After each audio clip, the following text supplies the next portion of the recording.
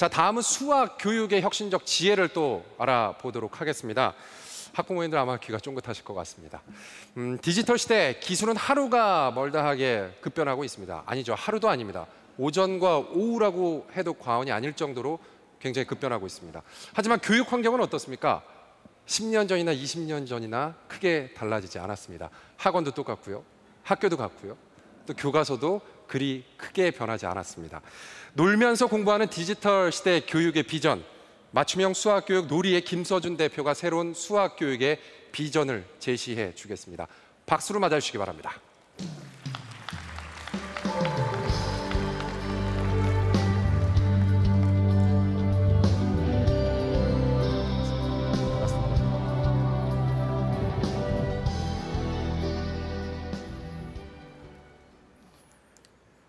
저는 어렸을 때부터 탐정 소설을 참 좋아했습니다. 천재적인 악당들이 만들어 놓은 범죄 현장 속에서 그들과 두뇌 싸움하는 것을 즐겼죠. 세상에는 너무나 멋있는 탐정들이 많았습니다. 그래서 그들을 보면서 나도 어른이 되면 저렇게 멋있는 탐정이 되고 싶다, 그런 꿈도 가지고 있었죠. 여러분들이 가장 좋아하는 탐정은 누구입니까? 저는 셜록 홈즈를 가장 좋아합니다. 셜록은 왓슨과 단짝이죠.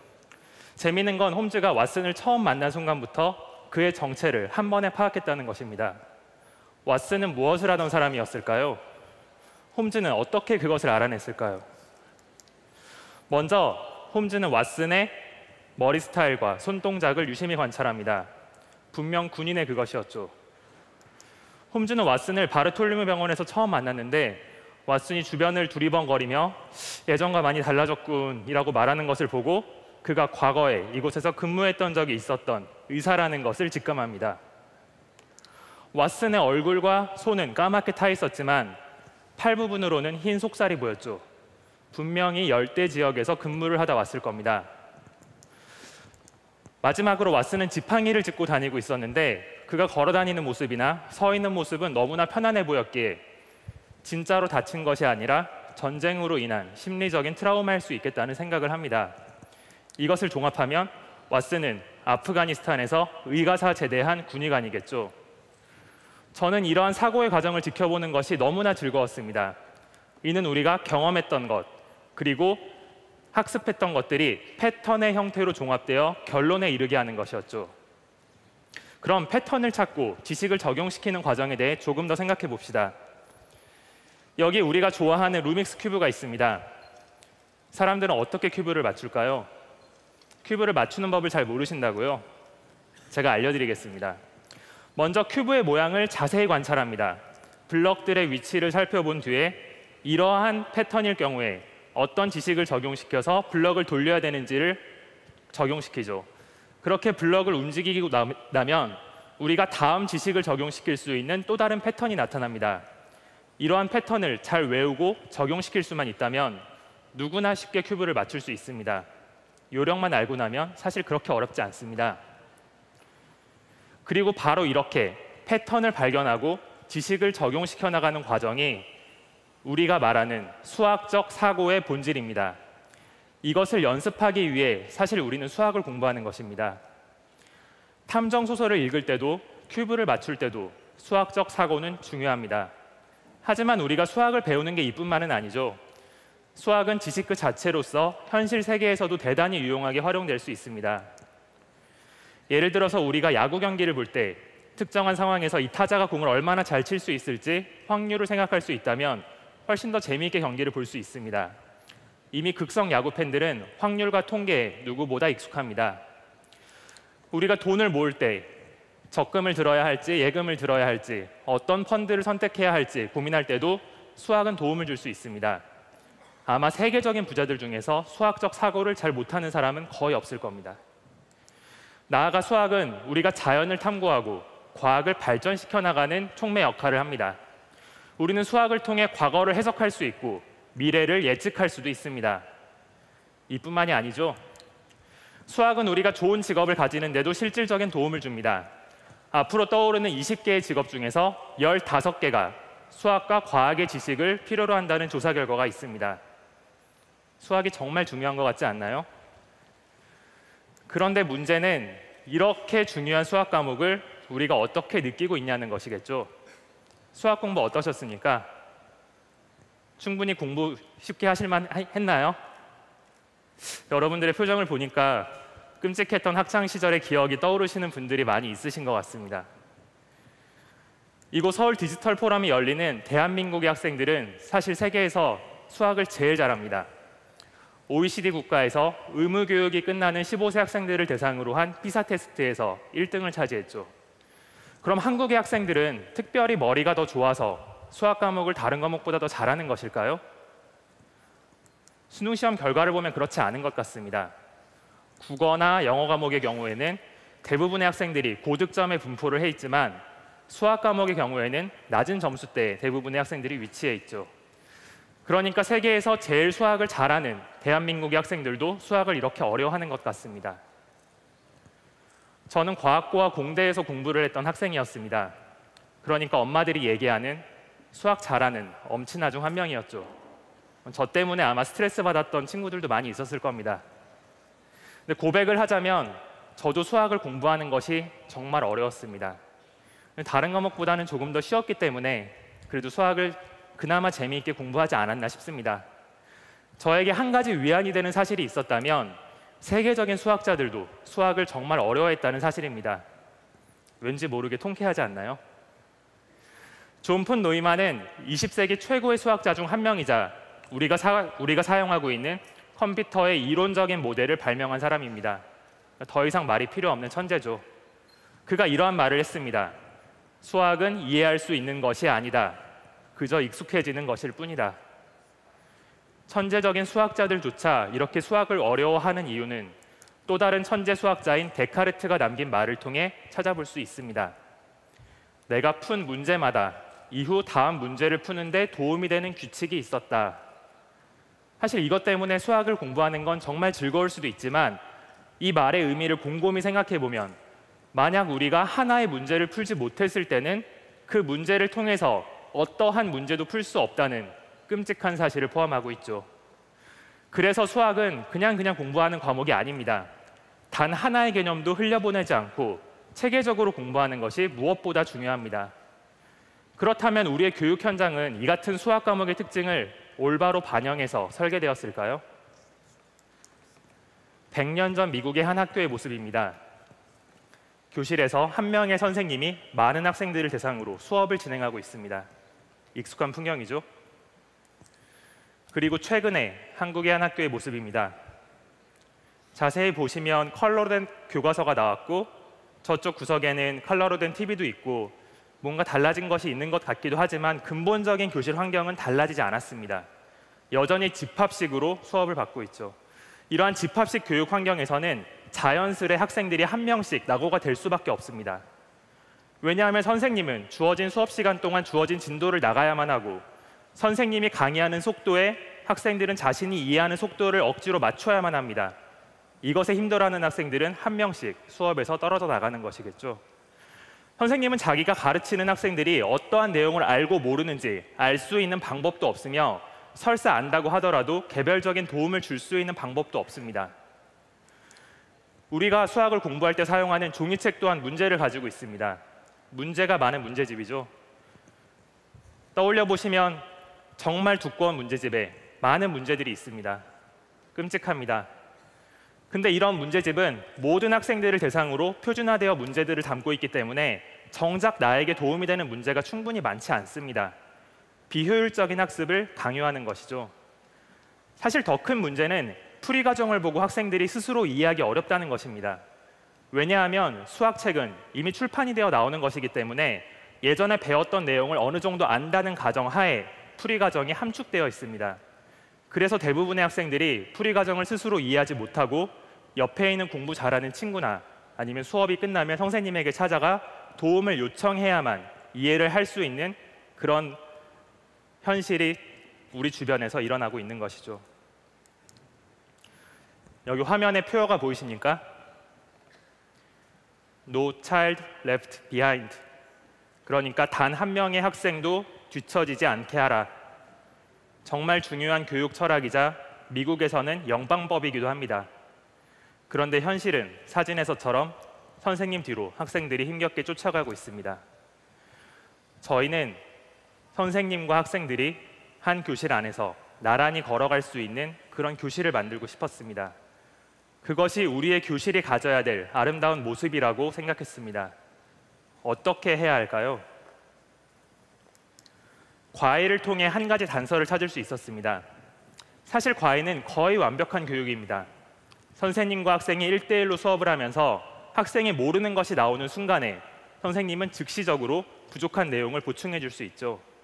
하지만 역시 과외는 우리가 잘 알고 있는 것처럼 너무나 비싸고 내가 원하는 순간마다 선생님을 불러서 수업을 받을 수도 없으며 가장 큰 문제인 스스로 공부하는 습관을 망치게 만듭니다. 선생님에게 의존하는 학생으로 만들어버리죠. 그래서 고민했습니다. 만약 과외 선생님처럼 인공지능을 가지고 학생 스스로 공부하되 모르는 게 있는 순간 맞춤형으로 지식을 전달해 줄 수 있는 그런 솔루션을 만들 수 있다면 단 한 명의 학생도 낙오되지 않는 교실을 만들 수 있지 않을까, 그런 생각을 하면서 저희들은 놀이를 개발하기 시작했습니다. 사실 오늘은 굉장히 뜻깊은 날입니다. 저희 놀이가 2012년 오늘 법인 등록을 했기 때문에 2살이 된 그런 날입니다. 저희 놀이팀은 수학을 분석해서 수학에 있는 개념들을 하나씩 풀어 헤치고 잘게 쪼개기 시작했습니다. 그리고 더 이상 쪼갤 수 없는 가장 작은 지식을 단위 지식이라고 정의했습니다. 각각의 단위 지식은 알고리즘을 가진 컴퓨터 프로그램의 코드로 개발하기 시작했습니다.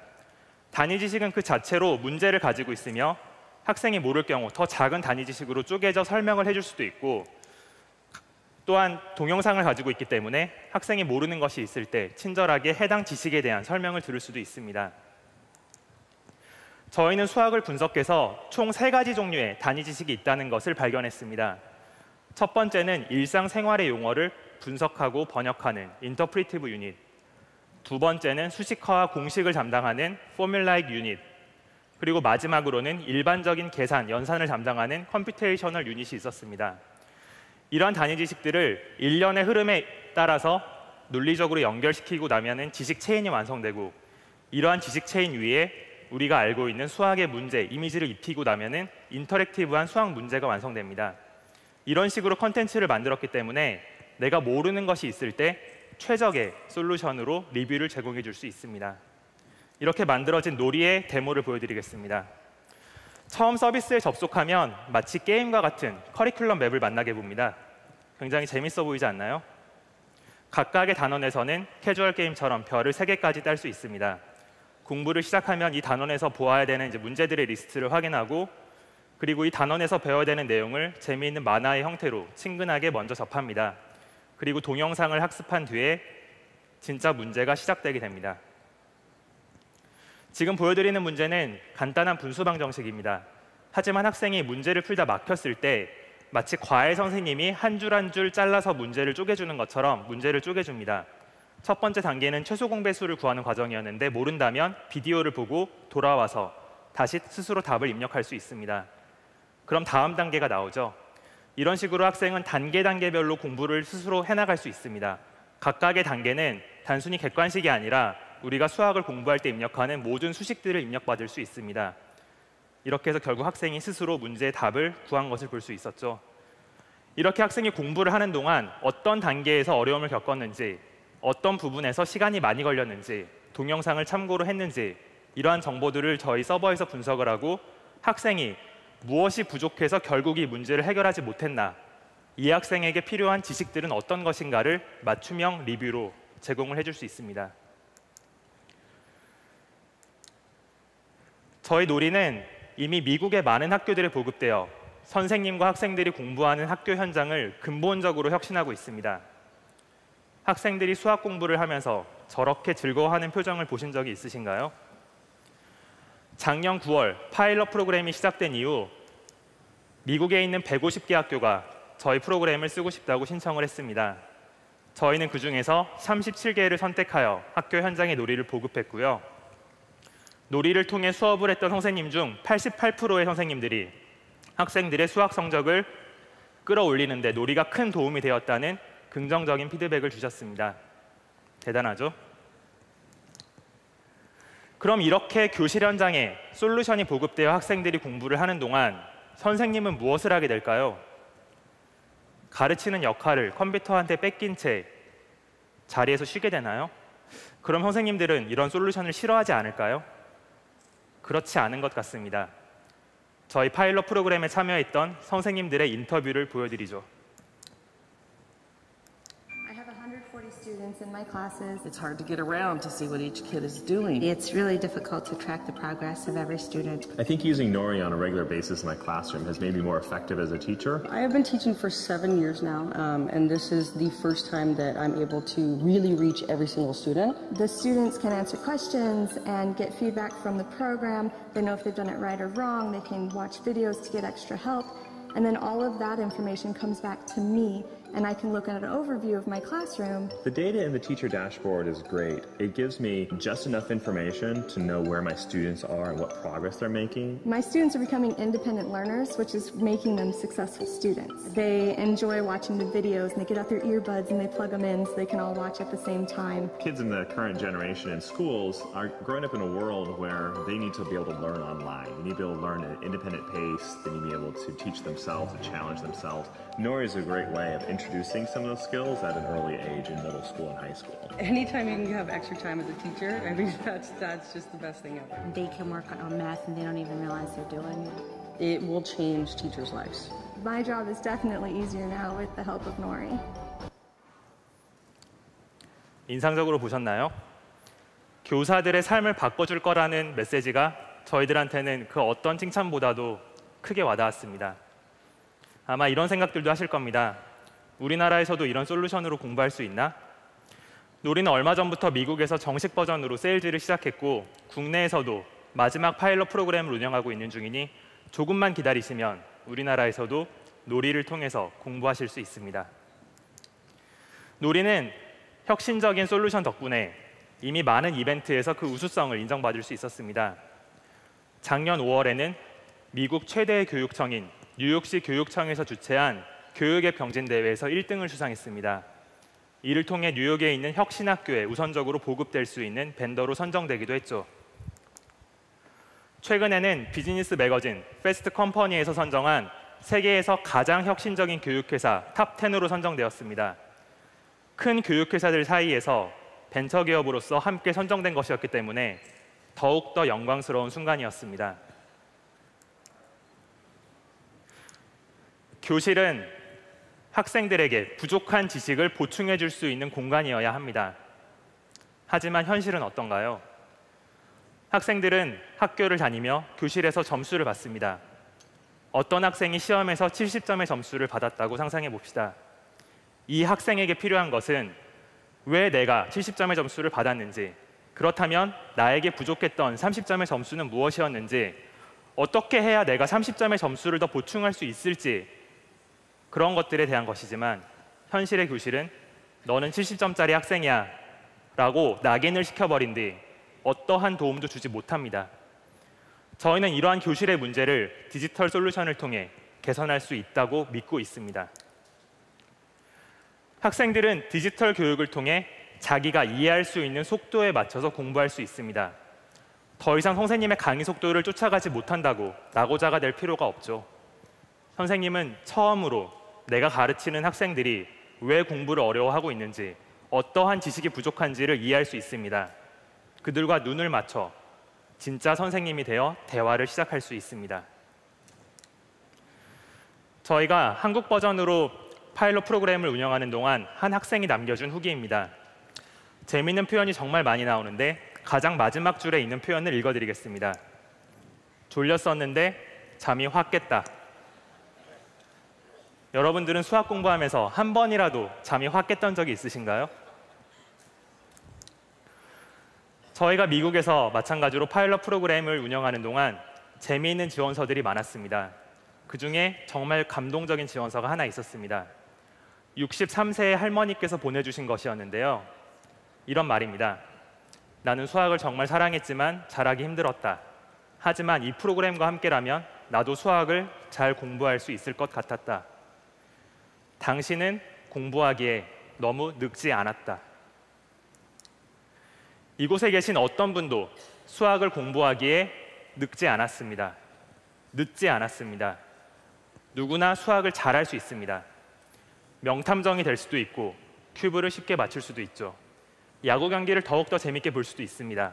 그리고 돈을 더 효과적으로 모으는 방법을 알아서 부자가 될 수도 있죠. 아이작 뉴턴이 한 말입니다. 내가 남들보다 멀리 볼 수 있었던 것은 거인의 어깨 위에 올랐기 때문이다. 뉴턴이 말한 거인은 무엇이었을까요? 항상 여러분들 앞에는 수학이라는 지식의 거인이 서 있었습니다. 만약 거인의 무릎까지만 올라갈 수 있다면 더 이상 수학 성적 때문에 머리 아플 필요가 없습니다. 여러분들이 원하는 어떠한 직업도 가질 수 있죠. 그리고 만약에 거인의 어깨까지 올라갈 수 있다면 인류의 지식 문명 위에 하나의 지식을 더 쌓을 수 있는 기회를 가지게 됩니다. 거인에 오르는 가장 좋은 사다리가 되어드리기 위해 어디까지 올라갈지 여러분들의 선택을 도와드리기 위해 저희들은 오늘도 놀이를 만들고 있습니다. 감사합니다.